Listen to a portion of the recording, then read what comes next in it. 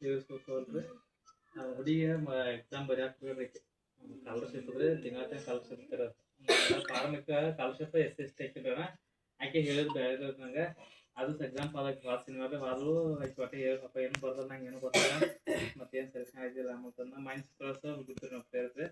ಕಡಿಮೆದಾಗ ಹೋಗ್ತಿದ್ದಂತೆ ಒಪ್ಕೊಂಡಿರ್ತಾರೆ ಅವರು ಹುಡುಗಿ ಅಂದ್ರೆ ನಿಮ್ಮ ಅಷ್ಟೇ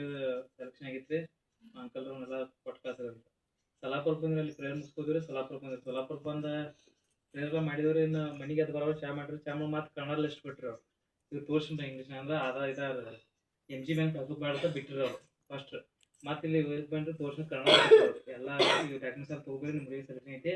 ಶ್ರೀನಿವಾಸ ಬೈದ ಹುಡುಗಿ ಅಂದ್ರೆ ಒಟ್ಟೆ ಏನು ಬರ್ದಿರ್ತೀರ ನಾವು ಅಂತ ಹೇಳಿ ಯಾಕೆ ಸೆಲೆಕ್ಷನ್ ಆಗೋದು ತಿಳಿದ್ರೆ